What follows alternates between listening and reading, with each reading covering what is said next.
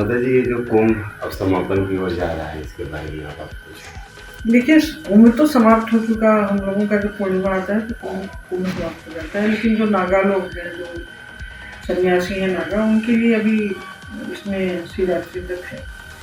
तो उसमें कहते हैं कि शाही स्नान है, लेकिन अब वो शाही स्नान मान लो चाहे कुछ भी मान लो, वहाँ से सब काशी आते हैं। काशी इसलिए आते हैं कि बाबा विश्वनाथ की जटा से गंगा जी निकली है, और कहीं ना कहीं आपस में सारे देवताओं की भूमिका रही कि गंगा और यमुना और सरस्वती उनके आदेश से यहाँ पर आई हैं। तो इसलिए काशी में हमारे जो 34 कोटि देवता हैं, उसमें भगवान ब्रह्मा का 2 ही जगह मंदिर है, या तो पुष्कर में है या तो फिर अपने वाराणसी में है। और भगवान विष्णु का भी मंदिर यहाँ है, या तो अपने वाराणसी में है या तो फिर और जगह है, जैसे पुरियों में है, जगन्नाथपुरी हो गया, और हमारे क्या बोलते हैं बालाजी हो गए, तिरुपति बालाजी, और हमारे क्या नाम है इनका हरिद्वार में हो गया हरि की पौड़ी।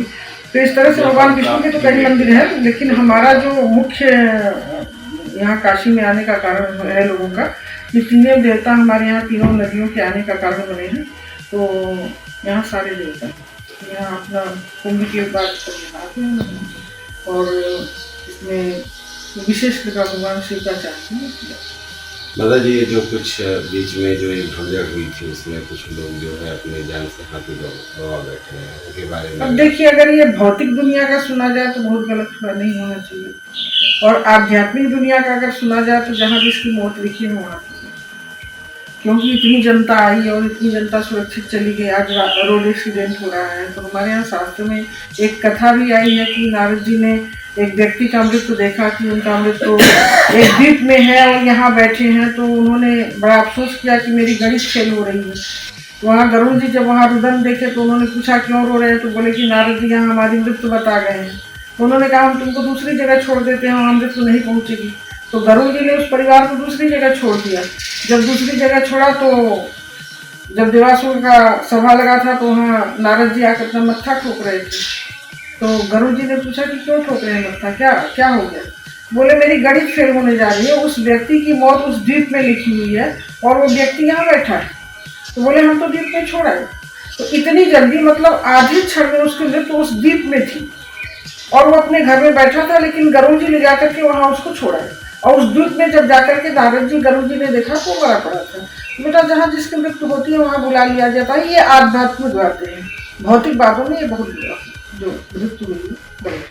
माता जी, महाशिवरात्रि का महापर्व आने वाला है 26 फरवरी को। अब इस दिन तो महापर्व है ही है, क्योंकि हमारे यहाँ देवी भागवत में काल रात्रि, महारात्रि, मोहरात्रि, चिदावना, ये 3 कठिन रात्रियाँ हैं।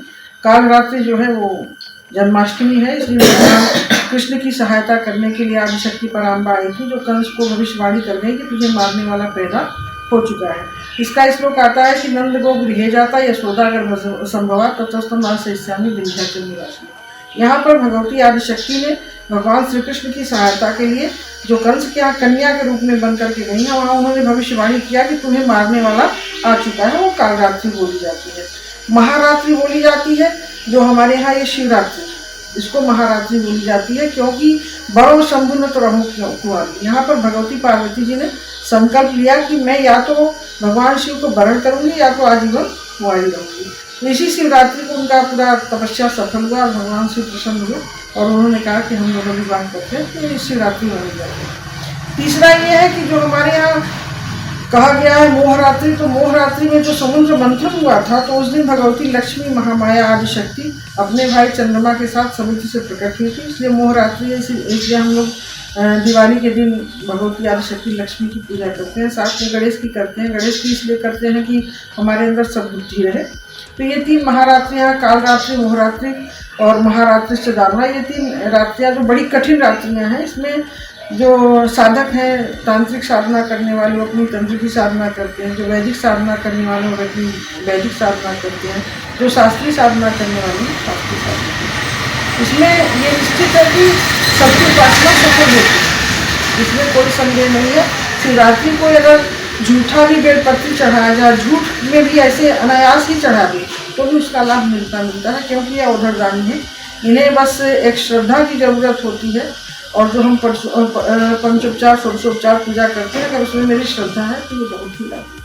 मतलब जी देश विदेश से भी कुछ लोग इस बार ऐसी खबर है कि बहुत लाखों की संख्या में श्रद्धालु इस बार महाशिवरात्रि पे काशी आने वाले हैं। उनको कुछ अगर आप अपने तरफ से संदेश देना चाहें। नहीं, इसमें तो हमारे सनातन धर्म की बड़ी भूमिका रही है। हमारे सनातन धर्मी जो काशी से सनातन धर्म का एक आगाज हुआ है, एक बुलंदियां आई हैं, महाकुंभ से लेकर के काशी में जो पलट प्रवाह आया है, तो काशी से अयोध्या, अयोध्या से चित्रकूट, इस तरह से जो हमारी चीज़ें पहुंची हैं, तो हम जहाँ तक समझते हैं कि ये सनातन धर्म के बहुत गर्व की बात है। ये सनातन धर्म अपने चरम पर जा रहा है। तो इस तरह से लोग आ रहे हैं, चाहे वो विदेशी हो चाहे स्वदेशी हो, हर कोई सनातन धर्म की तरफ अब बढ़ रहा है। सनातन धर्म को जानना चाह रहा है, पहचानना चाह रहा है, उसे समझना चाह रहा है, इसलिए विदेशी आ रहे हैं।